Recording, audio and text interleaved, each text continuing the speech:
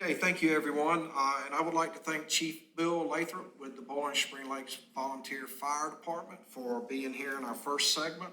The second segment, we're going to welcome Brandon, our wonderful finance director, to the podium, and we're going to have some conversation about the upcoming budget and maybe clear up some misperceptions in the community about why we're doing this.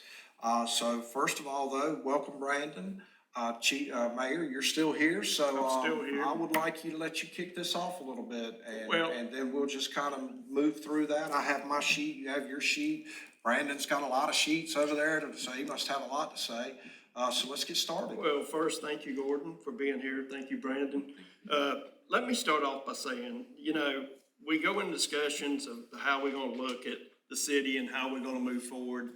And, the old thing of kicking the can down the road, as you keep doing that, you keep creating more problems and more problems. And finally, it gets to a point where, the costs go up and it gets more work that's involved. And I'm not sitting here saying I'm in favor of any kind of tax increase. I've made myself known to Gordon at very first thought. I hate tax increases. I don't like taxes. But, I've looked at the whole picture, and I know where everybody's coming from. I put it in a perspective like this. There's two things. One thing is, if you've got a leaking roof, do you continue to let that roof leak? And I'm almost positive everybody that owns a home is gonna say, no, we're gonna get it fixed. Well, this is the situation we have here in the city. We have a leaking roof that has festered and festered and festered. And we have to look at, do we fix it or try to maintain it? Or do we just let it keep leaking? So that's one of the things I've looked at as I looked at the whole picture and see what's been going on. And it's just got me, thinking a lot of what we need to really look at to be able to manage what we have. So, to kind of follow up on your analogy of a leaking roof, you can't discount the damage that a leaking roof does. Because once the leaking roof gets into your home, and it can cause ceilings to collapse, and it's just, we don't want this community to collapse. And I'd like to commend this board as it currently sitting, and the prior one, for having the ability to look out over the horizon and know what needs to be done and taking the hard steps to do it. I'm a taxpayer also, and I don't want to see an increase in my taxes either. But you have to take care of what you have. Because if you don't, then it's only going to become more expensive down the road, and really the residents are demanding these services, so we have to provide them. And the first thing there's a big misperception out there in the community about this 8-cent tax increase, that it's going to resolve the problems in the Highlands project area. And it's not. While some of it will go to improve drainage in that area, a lot of it's going to go to improve drainage in the entire community. We're looking at this tax increase to help the entire community, not just one specific area. We know the problem areas, and they're going to be the ones that we attempt to go to first. But some of the reasons, it's not just stormwater issues that we're looking at for the tax increase. There are 4 really targeted areas that the board has decided that they would like to address during this year's budget. As everybody knows, we sat down several months ago and discussed what the board's objectives and plans were for the next fiscal year. And the 4 things that came out of that meeting were that we needed to create a stormwater department to start specifically addressing the stormwater issues in our community. The second one was public safety.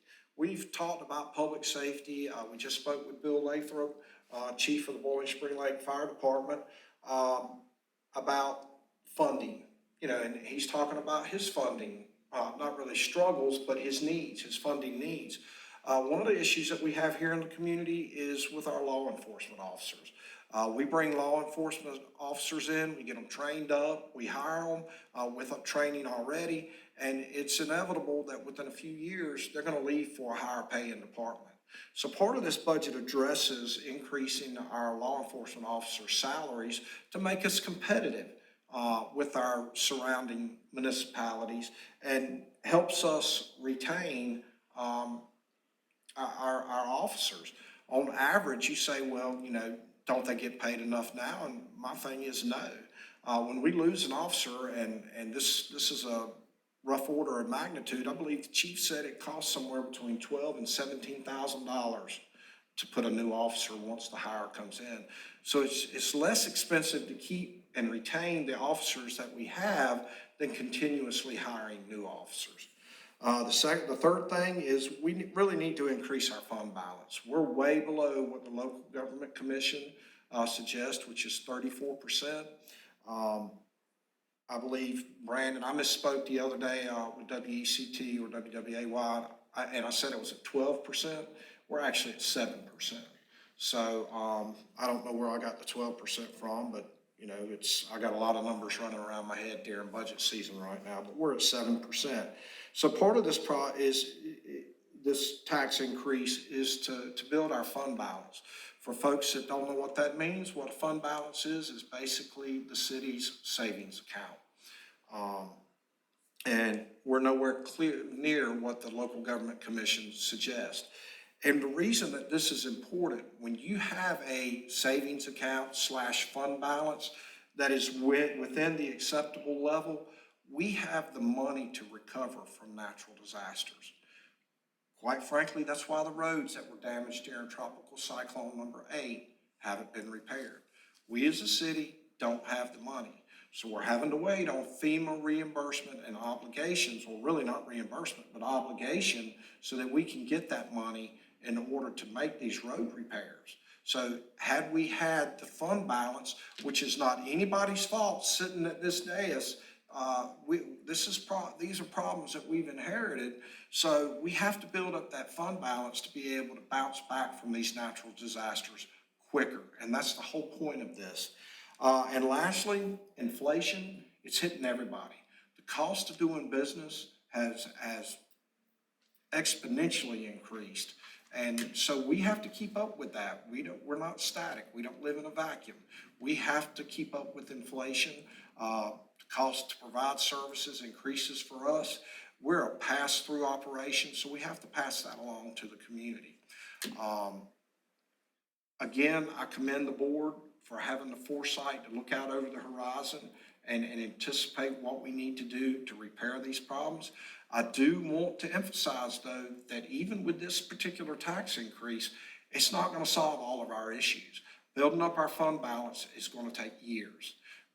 Repairing our stormwater system or improving our stormwater management system is going to take years.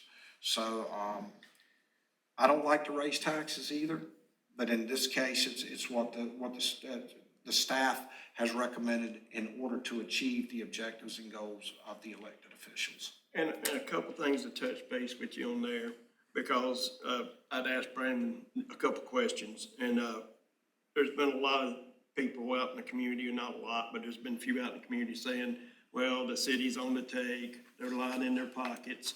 But actually last year, we actually cut spending, and we actually was able to increase the fund balance by a percentage point because we cut the spending.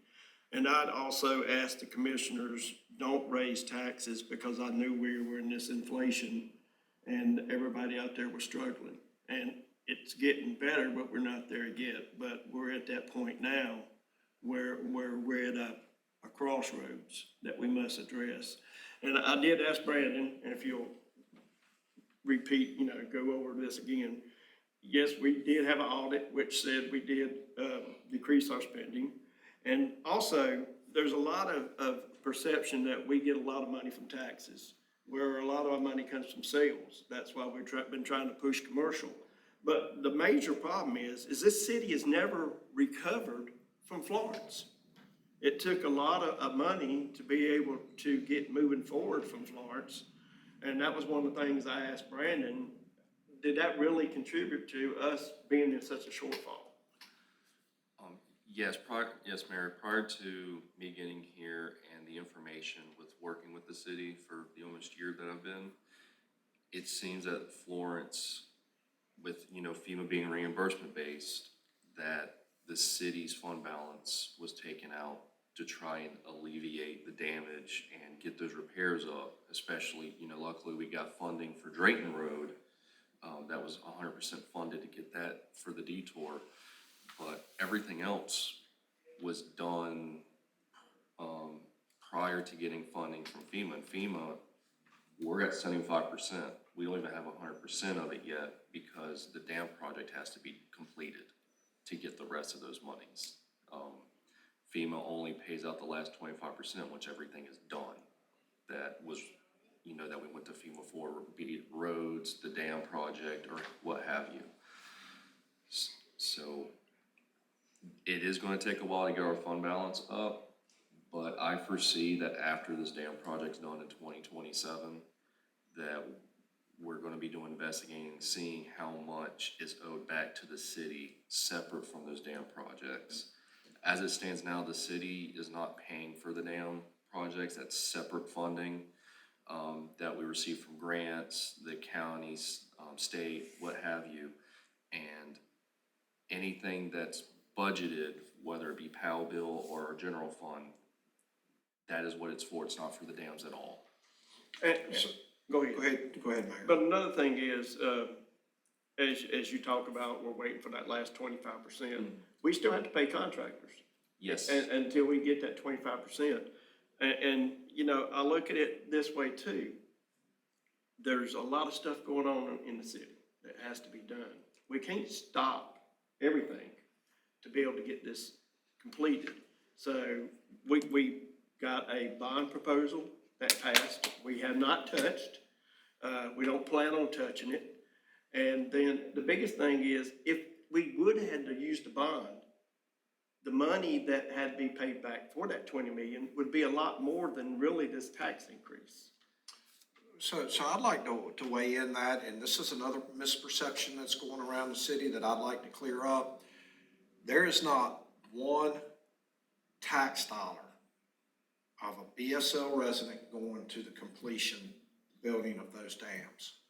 This money is all grant funded. This is being paid for by FEMA. State of North Carolina has given us appropriation to help rebuild those dams. The Department of Defense has also has awarded us an appropriation to help pay for those dams, and Brunswick County has given money to help pay for those dams. So this tax increase, I want to say it right here in public for you to hear it, and so that there's no misperception of this. This tax increase is not going to the Highland subdivision, and it's not going to pay for these dams. It's going for the 4 items that I spoke about: a stormwater department, law enforcement retention, fund balance, increasing our fund balance, and inflation. These are needs. Last year, I want to make it a point to your point about asking the board not to raise taxes. We actually, after last year, when the Brunswick County did the reevaluation, we lowered our tax rate to stay revenue neutral in our interest of being respectful to all the inflation that was going on and to not put an extra burden on our residents. However, the time has come now that the residents are demanding a higher level of services than what 19 cents on $100 can provide. And that's the bottom line, but I want to reiterate that this tax increase is not going to one specific project area, and it's not going toward those dams. We are very fortunate that we have 4 funding mechanisms in place to rebuild those dams. So, Well, and we've had questions. Part of it was to talk about why we needed this tax increase. Another one was a question that was sent to us: why don't we contract this out? So there's a good reason we don't contract this out, and I'll let you talk about it too. Is one of them, we're looking at projects over $1 million on some of these. If we contracted out, the tax rate would have to probably go 10 to 12 cents to be able to pay for this just one project. right. So being able to do it in-house saves hundreds of thousands of dollars to the taxpayers, because the department will be able to do a lot of these projects in-house instead of having to go out for bids and have these high costs come into us. So I'll actually, go you one a little bit further than that. I think it doesn't save the community hundreds of thousands of dollars. It saves us millions of dollars. The reason that it makes sense to have a stormwater department is because we have the Sungate Stormwater Plan, okay? Emphasis on plan. These are recommendations. There is no engineering to support these plans. Engineering costs on that they continue to get higher every single day. So one of the things that we're gonna do with this tax increase is we're gonna bring in a civil engineer that has experience in designing stormwater systems. He will work with the crew that will actually implement these designs in-house. We have enough work in that stormwater plan to keep us busy for a decade. If we only had 3 or 4 major infrastructure, stormwater mitigation projects, it would make sense to contract that out. But with the amount of work that is ahead of us, we couldn't raise taxes enough. We'd run everybody out of the community with the tax increase that we'd have to implement to contract all these projects out. I'll give you an example. The Holly Walnut Redwood Stormwater Project came back at $1.2 million. That's one project with one defined area in the community. When we did our budget, Brandon, correct me if I'm wrong, to implement this stormwater team on an annual basis is about $370,000. Is that correct? Is my math right on that?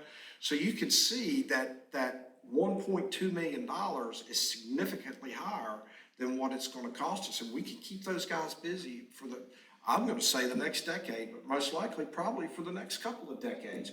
We've got, in my estimation, a rough order of magnitude for stormwater projects. We have over $100 million worth of stormwater projects that need to be addressed in our community. If we continue to kick the can down the road, it's not gonna get anything but worse and more expensive. Now, one of the comments I hear, Mayor, on a regular basis is, why don't you resolve the roads, fix the roads prior to stormwater? Well, what you have to understand is if you don't resolve your stormwater issues in your community and the roads continue to flood, it does no good to repave them and replace them or pave them, because when the water inundates those roads, what we get is we get a breakdown of the roadbed, the subgrade. And when that starts happening, that's when you see the edges of the road start to crumble. You see potholes developing in the center of the road because that roadbed is collapsing. And that's what happens. So we have to resolve these stormwater issues prior to repaving a bunch of roads. But I will say that doesn't, we can fill potholes. We're working on them. Just as soon as I see one, I put a call in. I recommend to the public, if you've got a pothole in your street, go to report a concern. It goes in there, and I can guarantee you, if it doesn't get addressed, you call me, and I'll make sure that it gets addressed. So we do road repairs, kind of on a side note, on a regular basis through our Powell Bill funding, which is money that comes from the state of North Carolina for repaving. We've repaved several streets every year, or about every 2 years, I believe, and we also pave dirt roads that have been built up on that meet the criteria to have pavement on them now. So it's not like we're not using these funds to go to paving. It's just really, really expensive to pave roads. So we have to do the stormwater before we make this investment into completely repaving our roads. And that's one reason we went to every other year paving roads, because we were not getting as much done doing it every year because of the price of getting paving done with asphalt. So that was another one we moved to every other year, we could get more done. But you're correct, the stormwater, I mean, you can see when we have all these flooding issues, it's just the road deteriorates. Me and you have went around, we have looked at roads throughout the city.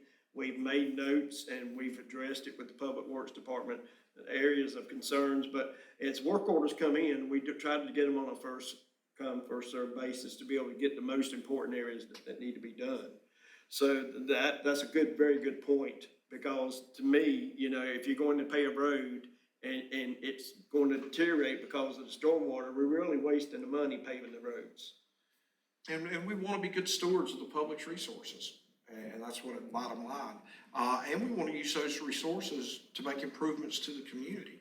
Like I said, I hate to keep saying this, but the public is demanding a higher level of service. That higher level of service comes with a cost.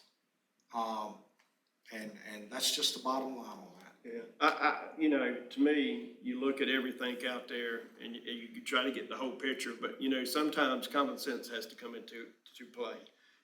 Like I said, we just can't keep doing the same thing over and over because it doesn't work. We have to take that next step to be able to move forward, to be able to try to get a manage on all this. Because saying we're gonna fix all this at one time, it's gonna take time. It's taken time for it to build up. Now it's gonna take time to get it corrected. So that's one of the things that I want to address. These are problems that have been persistent in our community for a long time. They're not problems that have just started in the last 2 or 3 years, with the exception of maybe the dams breaching. But these are problems that we're trying to fix, that we inherited when we came on board. And you know what? I'm not shying away from that. I'm not saying that there's anything wrong with that. But, you know, sometimes to deliver the level of service that we need to, it's not painless. So I just want to touch base on a couple figures here with the 8-cent tax increase. On an average $260,000 home, they're currently paying $494 in ad valorem taxes. With the 8-cent tax increase, it's going to go to $702. That's an increase of $208 annually, or if you want to break that down into a day, that's 57 cents a day. For the average $360,000 home, you're paying now at the current tax rate $684 annually. It will go to $972 annually at 27 cents. That's an increase of $288 annually, or 79 cents a day. So, you know, when people start looking at, oh, it's a 42% increase, it does sound like a lot. And I'm not saying that 8 cents is not a lot, but it's not as large as what 42% might imply. Now, in your mind, that's how it might work out, but you know, it is 8 cents. I want everybody not to forget sight that, don't get caught up in the 42, 43% increase. It's 8 cents. We're still right now at 19 cents, if not the lowest, one of the lowest tax rates in North Carolina. And while you said that, I looked at some of the tax rates because I wanted to make sure I was looking at things correct. All our beach areas, tourism towns, they're at the same area we're at because they get accommodation taxes and stuff like that. They have more sales tax that come in. We're not one of those areas. So I looked at areas like Navassa, some of these other small towns. They're at 27, 28 cent, 26 cent because they don't have those items either. So it's not that we're in such a great need to raise these taxes because we want to raise taxes. It's because of what the need of the city is. It's just like, you know, the fire chief said, if you look at our city, it's the second largest city in Brunswick County with all the territory we have. You just can't look at the picture of what you see here. There's other areas that don't have homes or stuff, but they still have stormwater and still have ditches that flow to the areas that do have the homes. So there's a lot of area in our city that needs to be tackled. Oh yeah, exactly. And you know, one of the things that people don't understand is, I want to talk about lots that were platted back in the 1970s. They say, well, why can't we pass that cost along to the developer? Well, if you're buying a raw piece of land now and you go in and you break it up and you do your plats and you plat out a subdivision, currently by today's standards, you have to meet stormwater requirements. You have to have retention ponds, you have to have a stormwater plan. With lots that were platted back in the or prior to any stormwater plans, If those lots are platted before those plans, then that property owner has what's called vested rights to develop that property according to the rules that were in place at the time that it was platted. It's called vested rights. So, I can't compel a developer to come in and do a whole subdivision stormwater plan. So it's important to understand that statutorily, we have rules that we have to follow. And one of the things that we're looking at is there are a lot of lots in this community that are pre-platted. We're looking at making some changes so that while we can't compel them to put in, mandatory stormwater systems, we can direct them to make improvements into what they're building to be more resistant to floodwaters. And look, while you're there, let's go to a letter email I got. Okay. And I'm not gonna state the name, but it says, I moved to BSL last July. I visited the area for over 30 years and was initially decided to be a member of BSL. That quickly turned to disappointed in our city leaders and planning department. In 9 months I have been here, I am disbelief at the rate in which developers are building without proper infrastructure of care of land. You cannot allow, and I'm not gonna name the person, build a house on swampland and then tax surrounding citizens because you messed up. With that being said, if there's areas of concern that a builder wants to build on, they go in front of, mind blank. Corps of Engineers? Yes, Yeah, okay, Corps of so you're talking Engineers. about if there's wetlands? Yes, they go in front of Corps of Engineers, they do delineation. Wetland delineation. And the Corps of Engineers states if they're allowed to build or not. That's correct. And if they're allowed to build, the city, if they meet all criteria, cannot tell them they cannot build.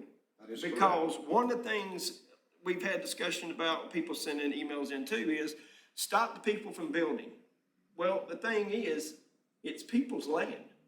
If they meet the criteria to build on their land, they can build. That is correct. Because one of the things that's gonna happen if we say, you can't build here, we're not gonna allow you, is they're taking us to court. We're spending taxpayers' money to defend what somebody's wanting to do, and the city's gonna wind up losing because of people's land rights to be able to build if they meet any criteria. That's correct. So there's a lot of stuff where, you're telling people not to build on their homes, but you built on yours. So, if somebody owns land and the Corps of Engineers applies and says, yes, you can build, we can't overrule them. If they meet the criteria to be able to build on their land, they can build. That's correct. And that's simple as that. What we are trying to do since we came in office is put a higher standard in place to be able to handle stormwater because of all the land that was platted in the past. But another thing we have to update our UDO.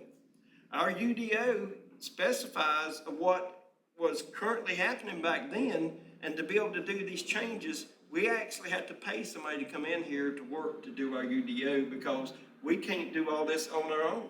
So that's other costs that we have that some of this money will go to because our UDO does desperately need to be updated to be able to hold higher standards in this community instead of what the land stated back in the 60s. That's right. And like you were saying, Mayor, that goes with what City Manager Gordon had said about the vested rights, which is essentially a grandfather rule going back to when it was platted decades ago. And most of that is state. Which cities can't go against state statutes. They can, of course, go above and beyond on what's required. And the UDO is a part of the 2026 fiscal year budget. And fortunately, we're able to split it for a half paid and then that Right. year and a half pay the latter to make best use of the taxpayers' funds. I will say, not as a financial aspect, but as a local family's been here since the 70s. Stormwater in all of Brunswick County has been pretty rough.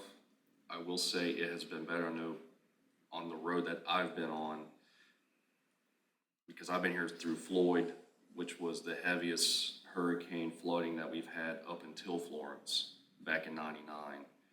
And my road does not get as flooded as much over the years because of the pump stations and such that the city procured up until that point. Yes, work needs to be done, but like these two gentlemen are saying, all of this was prior to us being in here. And for this building example, it's city building since 2008. There's things that we're fixing on now for maintenance prior to us that, if left unchecked, will bring on disaster. And this was before us, but as we're finding it and as the board is allowing us and making the strides for the future, we're fixing that. Which is important because, it's tough being in this position and raising taxes or asking for a tax raise during our current economic climate. It's tough. It takes a lot of backbone. I know it's not a popular decision to raise taxes, but, we cannot continue to kick the can down the road. Like I was saying, we will, this tax rate increase will bring us right in line with other municipalities. It'll be able to allow us to improve some services and continue other services.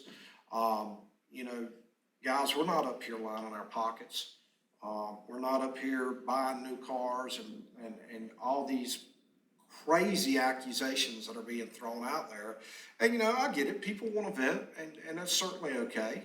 But really, under this board's leadership and me being the city manager, we're committed to using our resources in the most efficient manner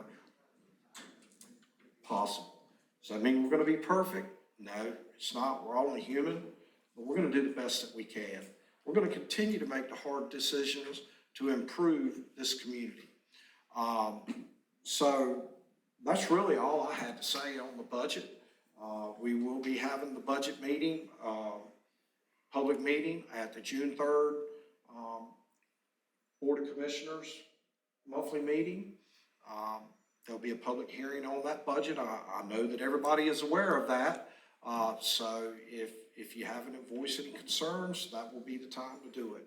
But Mayor, if you don't have any more comments or questions on the budget? Right now, I don't have any more on the budget. I'll make some little statements at the end of this, but I'd like to finish reading this person's email to me. No, that was just one part of it. Oh, okay. That was just one part of it. That's fine. But this person doesn't even live in the Detour area. And what they're asking is that this road, East BSL, well, for the 50th time, and I guarantee it's probably been the 50th time, we've had citizens meetings before we even started this project. We've had meetings during this project. The contract of the contractor was when they shut East BSL down, this road would be closed until their project finished, which the original date was January of 2026. This project should be finished. But with the storm that came through that dumped 22 inches of rain, it pushed the project back roughly 10 months. Well, we were getting ready to open this road up in October of 2024 before this storm came. So the concept that we're holding this road back is technically misleading. And the other problem is this contractor's been good enough to work with us to open this road up and push this road ahead of schedule. And the schedule now is somewhere around the first week of June, which is roughly 8 months still earlier than what this road was projected to open up. So the road is being built back with dams that will actually hold up and work, is what we've been told by the engineers, when we have these storms again, instead of washing out. Because the question is, what are we doing to protect our citizens? We're trying to make something stronger that will keep these roads in place even after a major hurricane. So that's the areas we've been working in. This is the areas that the contractor has worked with us in. So this person who's wanting to put these emails out and mislead needs to really study what happened in this city during Florence, because this city was destroyed during Florence. And the other thing is they want to say is we don't give the residents an opportunity to speak. If I'm not you know, I don't hold my tongue when people want to. I allow them to vent and speak their mind because that's the freedom we have. But, you know, you're gonna get a reply back from me because that's who I am. Because we do have quarterly meetings to allow citizens to come up here and talk to us and us to respond back to do the answer their questions. And if we don't have that answer at that time, we get back with them because that's what they deserve. So to sit here and say we don't allow the citizens to speak their mind is really false misinformation that this person who has lived here for 7 months has no idea. Has no idea the suffering that these people in Bowling Spring Lakes suffered when Florence came through here. I know. And I travel this detour road myself every day, if not once, more than once.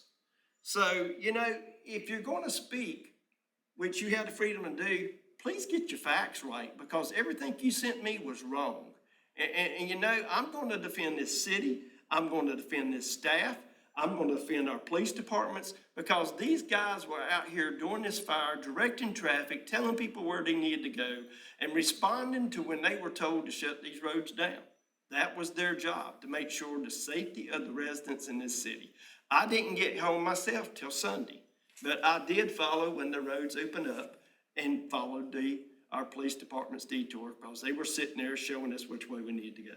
So that's one of the things that as emails come in, I get phone calls and try to answer problems, we can solve them sometimes, but sometimes, you know, you're in the wrong and there's no solving them.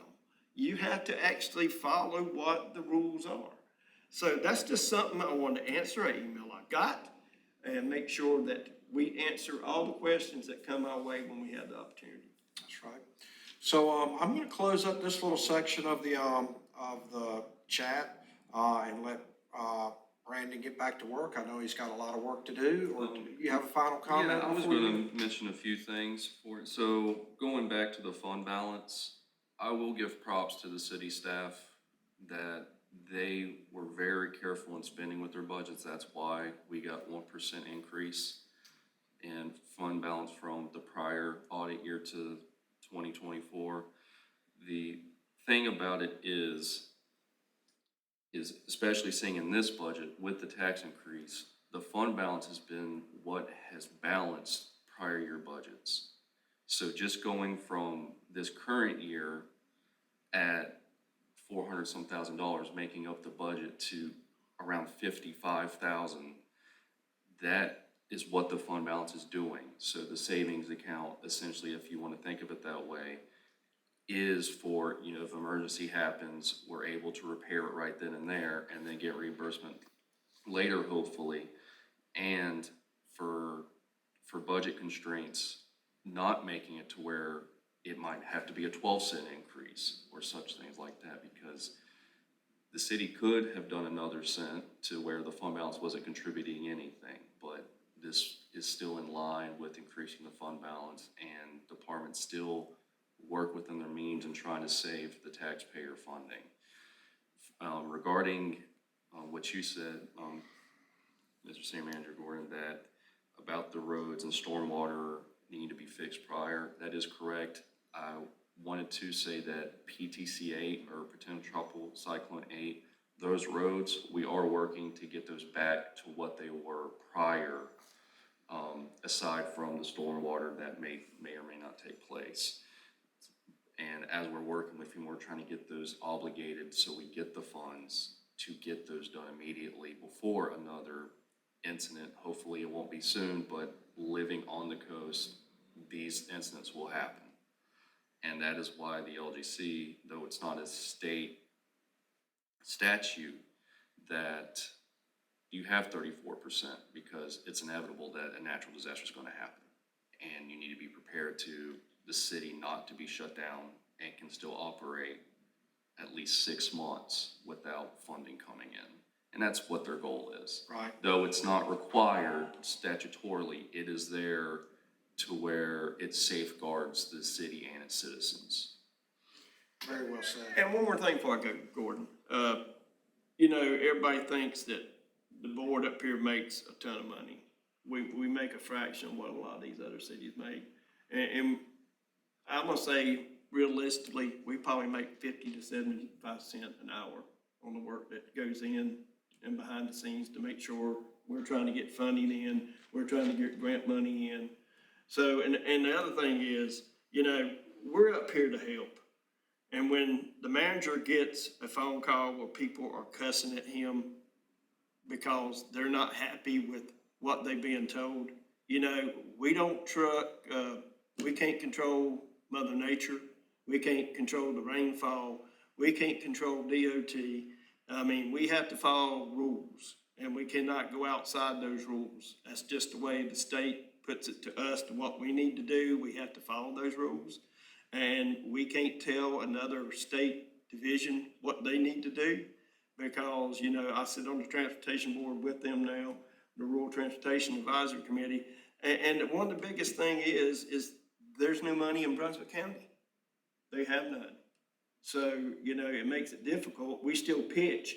We need like SBSL fixed, repaid, but the way it stands, there's no money for Brunswick County right now. So the only thing we can do is ask them and let them know what the problem is, what needs to happen, and that's all we can do.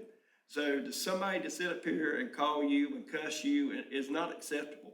And as I said, and the board says, if somebody does that, you don't have to speak to them. If they want to talk to you in a professional manner and discuss how we can work on things and what we're trying to do, that's a different story. But to be able to have somebody cuss at the staff, that's not acceptable. So, to your point about what you get paid, you know, you guys up here don't get paid a lot to be a commissioner. I mean, it's really nothing. So it's a labor of love. You're here to serve. And that's what, you know, everyone that sits in this building can make a higher salary going into private industry. But we're here to serve. As a city manager, there's really a couple tenets that not just mine, but it's across the board, is, you know, do no harm. And secondly is to, personally, I want to make improvements. I want to leave the community better off than how I found it. Without having those resources available to me, that's hard to do. And that's really what this budget does, is give us, the city, the resources to make improvements to our community.